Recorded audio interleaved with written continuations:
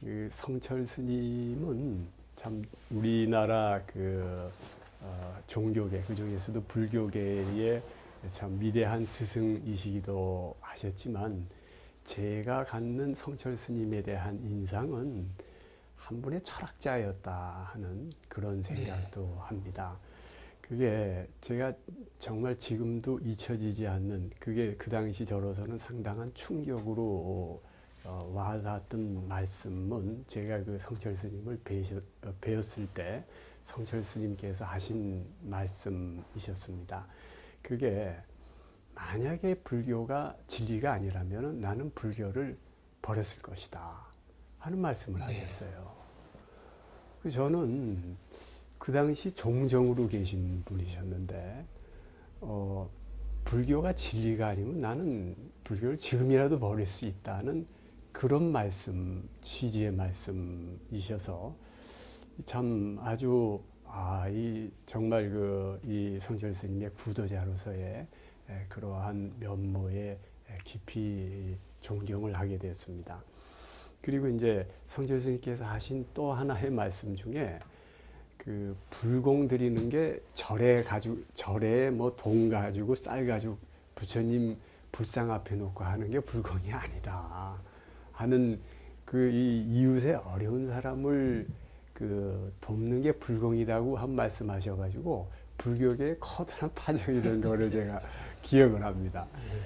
그것도 사실은 종교계 지도자로서는 그 당장 바로 종단의 재정적 기초의 일부를 허물어내는 그런 발언이신데 그런 거를 거침없이 하실 수 있는 정말 진리 앞에서는 추호도 양보하지 않으시겠다는 그러한 성철 스님의 모습에 저는 오히려 종교가라기보다는 철학자로서의 면모를 느낀 바가 있었습니다.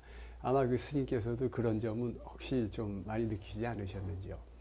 스님께서 다른 스님들께서 주로 이제 일상생활이 뭐 자선 아니면은 염불 네. 뭐 이런 식으로 보내셨는데 스님이 지향하시는 것이 이제 깨달음을 이제 참 지향하셨던 그 선사의 면모로서 여실히 드러내고 사셨기 때문에 지금 총장님 말씀하시는 그런 말씀도 기탄 없이 하실 수 있었다. 그렇게 생각을 합니다. 그러니 그런 점에서는 다른 스님의 어떤 그 성격과 불교에 대한 인식이 전혀 다르셨다. 저는 지금 말씀한 것처럼 그렇게 늘 느끼고 살아왔습니다. 다른 스님들은 그 불공을 밖에 있는 사람 도와주는 게 불공이지 목닥치는 불공은 아니다. 저를 가져오지 마라.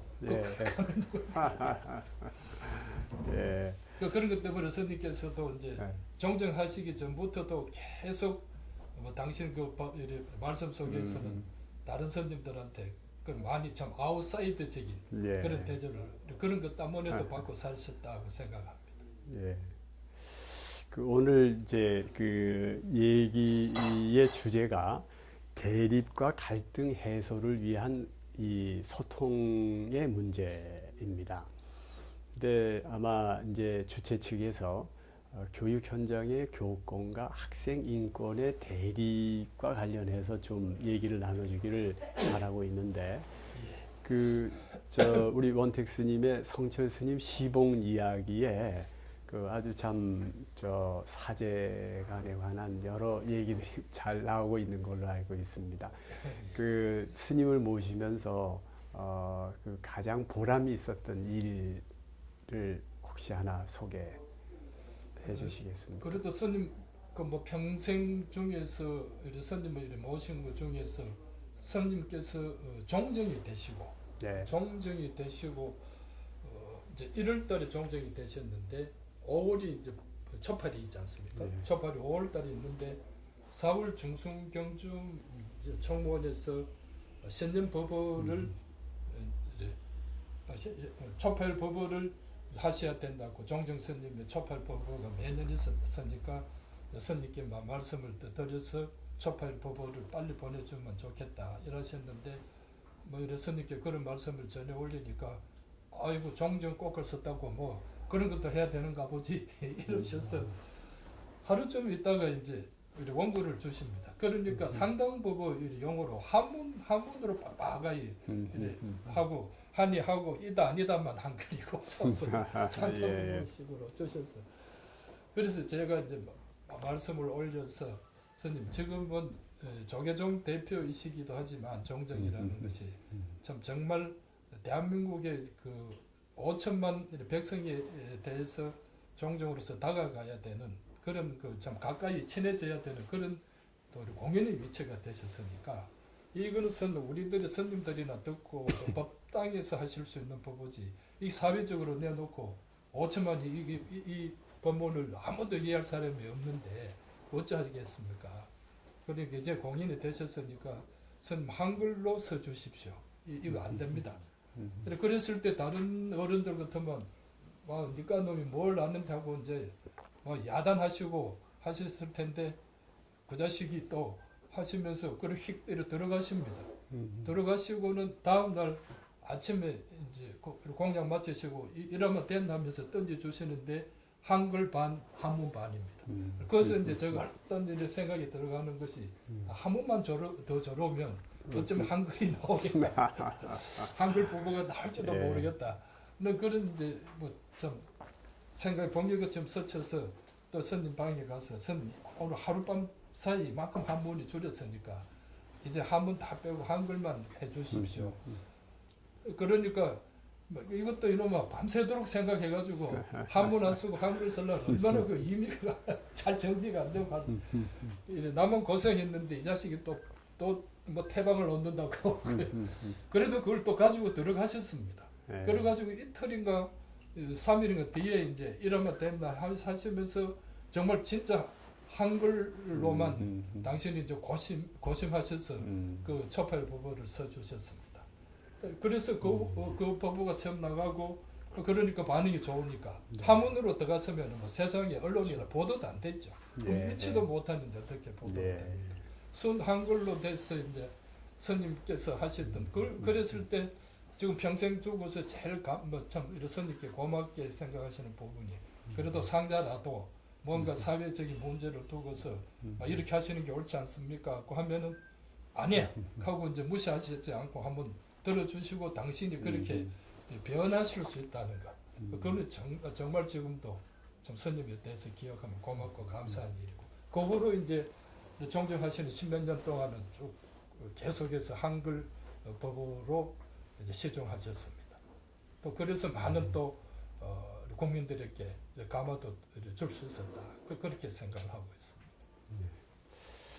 예. 저는 이제 이 교육 현장에서 교권과 학생 인권이 대립된다고 하는 상황 설정에 동의하지 않습니다. 저는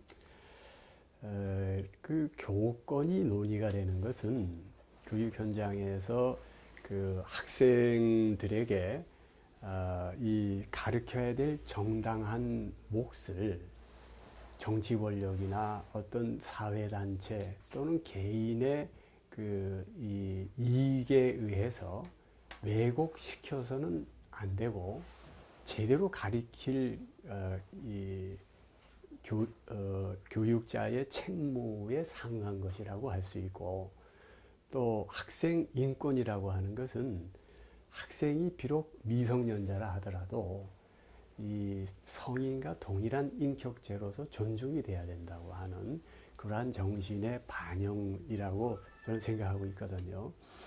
이 학생 인권과 관련해서 그 가장 우리 역사상 선구자로 말씀드릴 수 있는 분이 방정환 선생이라고 할 수 있지 않겠습니까?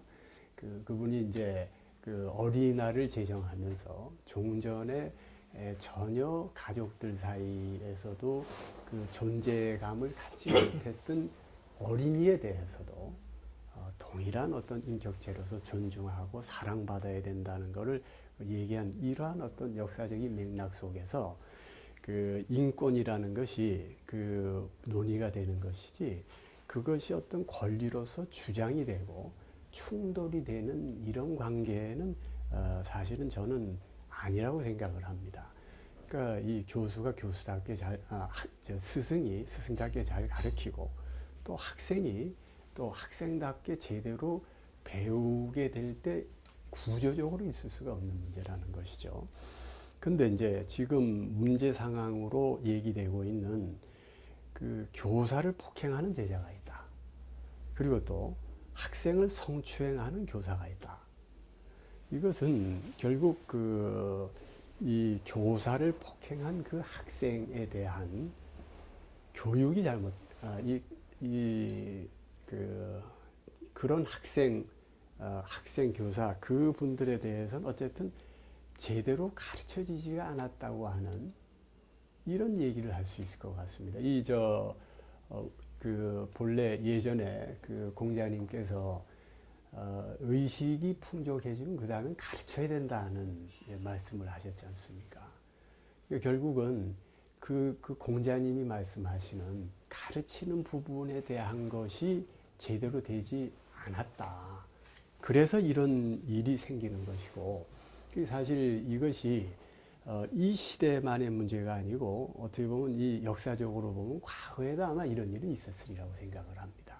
결국은 공자님이 말씀하시는 것과 같이 그 의식이 해결된 다음에 그 가르치는 문제가 제대로 이행되지 않았을 때에 역사적으로 통상적으로 생기는 문제지 이 시대만의 문제는 아닌 것 같다고 저는 일단 정의를 하고 싶습니다.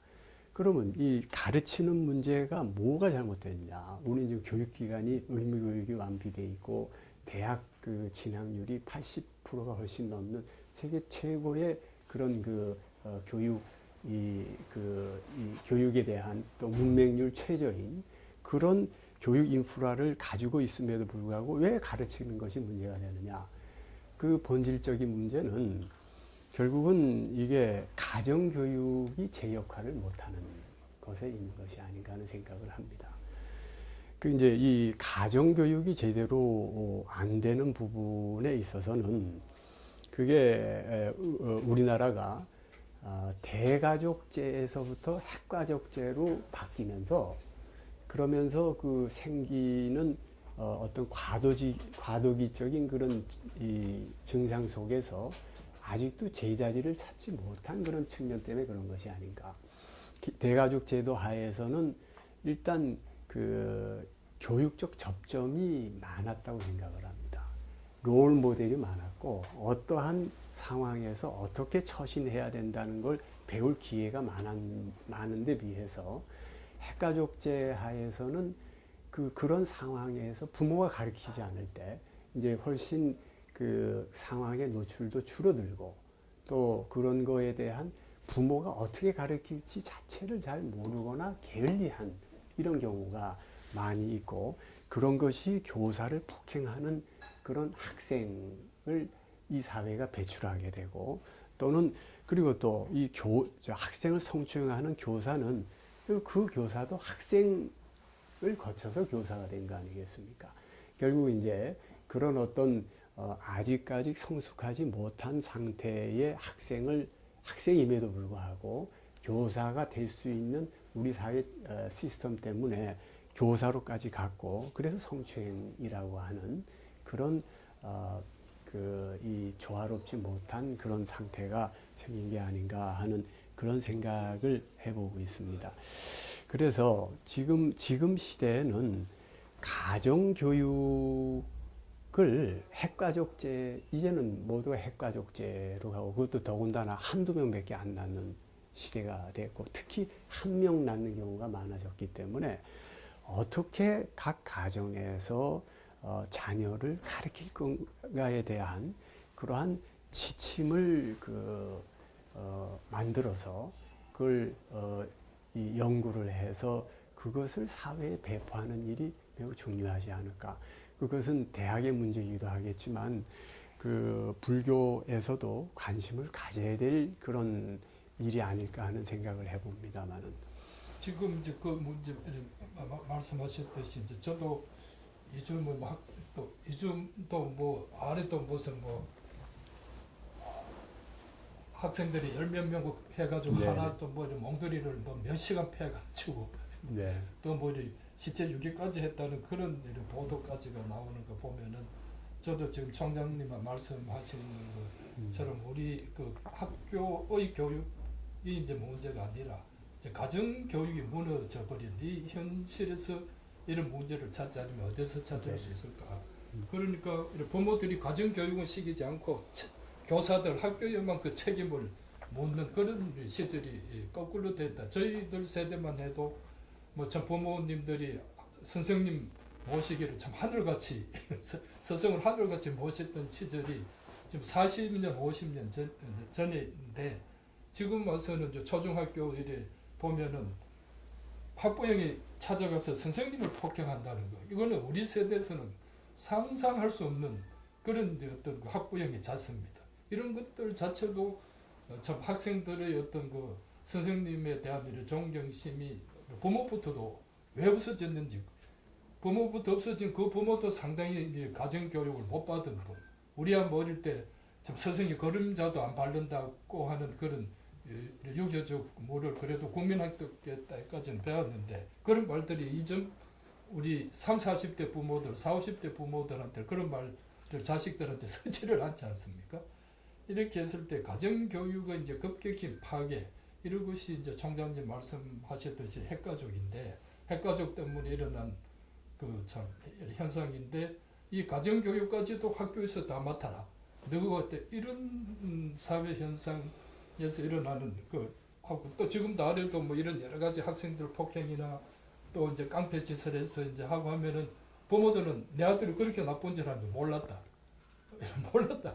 그러니까 한 가족에 살면서 하나밖에 없는 자식인데도 그 자식이 뭘 하고 있는지 부모가 이제 모르고 있고, 이렇게 내 아들이 나쁜 줄 몰랐다고 이제 뒤늦게 통탄하고 있다는 것은 정말 다른 그 무엇보다도 핵가족에서 일어나는 그 가정 교육의 부재, 인격 교육의 부재, 이런 데서 그 권한을 찾고 정말 초중 교육부터 또 초중학교를 갖고 있는 부모들의 교육부터 새로운 뭔가 사회적인 그 통합을 가지고 세워야 되지 않는가. 그거 없이는 학교에서만 모든 일은 이루어질 수 있냐? 그거는 없다고 저는 보고 있습니다. 예, 스님께서도 이 공감을 해주시는 것 같습니다. 다음으로는 교육의 바람직한 방향에 관해서 말씀을 좀 나누도록 하겠습니다. 결국 교육의 궁극적인 그 방향 또는 목표 이상은 대학 교육에서 구현될 수 있는 것이라고 생각을 합니다. 초중 고등학교는 그 이 대학 교육에 이르는 과정으로서의 의미와 또는 고등학교 같은 경우에는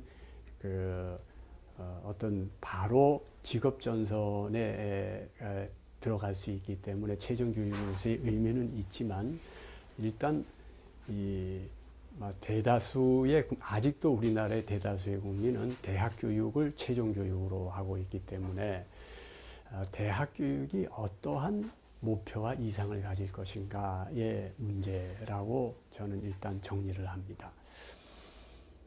어떤 교육이 돼야 될 건가?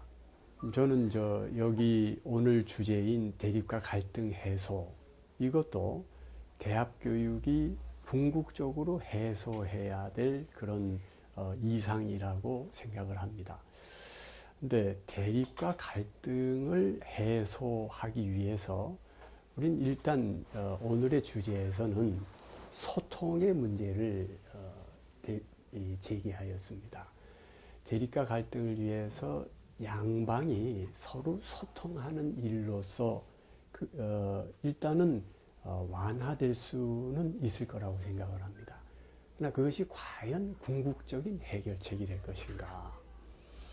이제 그것이 철학적인 관점에서는 이게 조금 추상적이긴 합니다만은 궁극적인 갈등의 해소는 결국 지성을 얻은 사람이 이 플라톤의 그 국가론에 나오는 바에 의하면은 지금까지 자기가 보던 모든 그 현상은 사실은 그림자였다는 것을 깨닫고, 그리고 바깥 동굴 바깥 세상이 뭔가를 에 대한 호기심을 가지고 혼의 등정을 하는 그런 어떤 사람이 동굴 밖에 나와서 이 모든 우주 삼라만상이 조화로움 그 자체라는 것을 깨닫게 되는, 그 체험을 하게 되는 그 순간, 그때에 비로소 대립 갈등은 해소될 수 있고 본래 대립 갈등이 없었다는 것을 자각하게 된다는 그런 것으로 이해를 하고 있습니다. 결국은 대립 갈등이라고 하는 것, 양쪽이 서로 다르다는 걸 인정하면서 서로 소통하는 그러한 인식의 차원을 넘어서서 코스모스임을 자각하는, 그것이 철학적으로는 아마도 이 대립 갈등의 근원적인 해결 방법이 되는 것이 아닌가, 이렇게 이해를 합니다. 근데 이와 같은 사실 근원적인 이런 대립 갈등의 해소에 관한 코스모스적인 본래 조화로운 그런 모습에 관한 이런 것이 사실 불교에서도 그런 부분이 있는 것으로 알고 있습니다. 이제 제가 이 스님을 모시고 이 좀 불교에 관한 말씀을 올리는 것은 대단히 외람됩니다만은 저희 영산대학교의 건학 이념 중에 하나가 불교의 개념이기 때문에, 네. 그래서 그 부분을 조금 이해할 수밖에 없는 사정이어서 그래서 좀 말씀을 드리게 됐습니다. 사실 요즘 융합이라는 얘기를 많이 하지 않습니까? 융합이라는 거는 A와 B 두 개의 학문 영역의 벽을 허물어서 그걸 합쳐서 어떤 판단을 하고 연구를 하는, 이게 이제 융합인데, 결국은 이제 이 대립 갈등은 벽을 허문다는 이런 노력만으로는 되는 것이 아니고, 결국 이 대립과 갈등 그 자체가 본래 없고 조화로운 상태였다. 불교적인 용어로 불이라고 하는, 둘이 아니었다 하는 것을 자각하는 데에서 해결책이 나온다. 결국은 이제 대립 갈등 자체가 둘이 아님을 자각하는, 이것이 바로 제가 이해하는 바로는 원융인 것으로 이해를 하고 있습니다. 저희 대학의 건학 이념에 원융이라는 이념이 들어가 있습니다. 그래서 여기에 결국은 이제 교육의 바람직한 방향은 이 사회의 대립 갈등을 해소하면서 평화를 지향해야 되는 것이면 당연한 일일 겁니다. 그렇다고 할 때에 결국 그것이 궁극적으로는 그런 대립 갈등적인 이분법적인 차원을 뛰어넘은, 그것이 바로 진리의 세계이겠죠. 바로 진리 탐구일 것이고, 그 세계로 가는 것이 교육의 목표가 될 수밖에 없는 것이 아닌가. 일단 그렇게 생각을 하고자 합니다. 우리 불교적인 관점에서 스님께서 보시기에 어떠신지요? 이제 스님께서도 부처님께서도 이제 그 당시에는 다 제자들이 이제 부처님 말씀만 성복하고 예역하고 이제 살으신 산 집단이 아니라, 때로는 가다가 보면은 부처님의 가르침을 이래라 이렇게 했는데도 지키지 않는 그런 또 제자들이 생기나 봅니다. 그래서 어느 날 부처님께서 탁발하고 돌아와 보시니까 당신이 지키라 하는 계목을 지키지 않고 적들끼리 이제 떠들고 막 그렇게 하고 있으니까, 왜 내 제자들이 왜 이렇게 되었느냐, 그렇게 해서 내 말을 이래 듣지 않으면 나는 너희들을 가를 수 없다고 부처님이 떠나버리십니다. 그러니까 이제 제자가 이제 두 편으로 갈립니다. 한 편은 가서 참회를 드리고 부처님을 따로 모셔와야 된다는 파가 있고, 또 한 파에서는 우리가 뭐 잘못한 것도 없는데 가서 모셔올 필요가 뭐지, 또 저끼리 싸우게 되고, 이 소문을 이제 신도들이 이제 바깥 부처님의 제자가 아닌 그 신도들이 듣게 되니까 참 부처님께서 그렇게 우리는 늘 존경하고 왔는데 이 그 부처님이 받는 제자들이 그 부처님의 그 뜻을 다 받아들이지 못하고 저래서 하는 거 보니까, 그러면 우리가 어떻게, 신도들은 어떻게 해야 되느냐. 그러면은 스님들이 아침마다 탁발 나오는데 밥을 주지 말자. 우리가 공양하지 말자. 그리고 그렇게 우리가 존경하는 스님을 제자들이 그렇게 공경하지 못하고 부처님이 떠나셨으니까, 여기 계시지 않으니까 내일 아침 오는 그 제자들에게 밥을 주지 말자. 탁발을 응하지 말자. 그러니까 밥 안 주는 데는 이 제자들이 밥을 도리가 없지 않습니까? 그러니까 자기들이 이제 신도들이 밥을 주지 않으니까 이제 며칠 굶고 나서는 우리가 참 부처님의 어떤 뜻을 못 다한 우리가 잘못이다고 하듯이 교육의 현장에서나 이런 데 있어서는 현장에서 막 이렇게 부딪히지만은 이런 뭐 참 제3의 어떤 그런 우리를 존경하고 아껴주는 이 제3의 어떤 곳에서의 어떤 그 중재, 또 지금 말씀하듯이 당사자끼리는 용합할 수 있는 그런 것들이 참 힘들지 않습니까? 그랬을 때 이런 참 우리 신도 단체처럼 제3의 존경하는 그런 대학을 염려하는 이 단체가 이제 어디에 있는지 이런 것들도 한번 이래 모색하면서 학원 문제는 또 풀어갈 수 없을까 하는 그런 또 생각을 잠깐 해보고. 예, 그렇습니다. 아무튼 이제 우리는 그 철학적으로 대립 갈등의 해소의 가장 이상적인 방법, 또 교육의 가장 이상적인 상태를 상정할 수 있습니다만은, 그러나 이제 그것을 구체적으로 어떻게 구현할 것인가의 과제가 남습니다. 이제 지금 그 플라톤이 얘기했던 소크라테스의 등장을 통해서 동굴의 비유라는 그 유명한 그 대화 내용에 의해서 그 얘기를 했던 그런 이 지성 누스라고 그러죠. 누스를 그 지성으로 번역하고 오성으로도 번역을 하는 걸로 알고 있습니다만은, 지성을 획득하고 그걸 이제 우연한 기회로 얘기를 합니다만은, 이제 이 플라톤은 그 다음에 혼의 등정의 과정이 있고, 다시 그 햇빛에 적응하기 위한 그런 준비 기간이 있고, 햇빛 속에 나와서 찬란한 태양 아래에 우주가 정말 그 자체 조화로운 그것을 체험하는 그런 과정이 있고, 다시 그 동굴 속에 들어가서 여전히 묶여서 오로지 벽면만을 보고 자기가 보는 것만이 그 그림자가 진실인 것으로 평생을 속아서 살고 있는 동료들을 구하고자 하는 그런 사람, 바로 그런 분을 철인치제라고 하지 않습니까? 그 필로소퍼 킹이라고 하죠.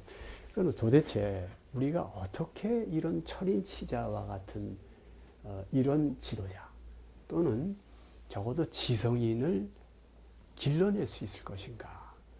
어떻게 해야 지성을 갖게 하고 성공적으로 혼의 등정이 이루어질 수 있게 할 것인가? 이제 이 부분에 대한 구체적인 방법론은 아직까지 전해지는 것이 없는 것 같습니다. 과거에 플라톤은 아카데미아를 만들었죠. 그 아카데미아에서 나름대로의 소크라테스가 그 창시한 그런 어떤 그 진리 탐구에 관한 그런 방법을 제자들에게 가르친 것이 아닌가 저는 생각을 하고 있습니다. 아카데미아에 관해서 현재 제가 알고 있는 아주 짧은 지식으로는 아카데미아에서는 기하학을 하지 않은 사람은 받지 않았던 것 같습니다. 그러니까 적어도 그런 진리 탐구의 기본적인 요건으로 기하학을 요구한 전제 조건으로 한 이러한 어떤 교육적인 체계는 알고 있지만 나머지에 대해서는 알고 있는 바가 별로 없습니다. 어쨌든 이 지성을 얻게 되는 그런 과정, 그것이 단순한 호기심만인지 또는 어떤 특별한 명상의 기법에 의한 것인지 저희들 현재 그 부분을 알 수가 없습니다만은 저희들은 불교에서 화두에 의한 명상의 기법에 상당히 주목을 하고 있습니다.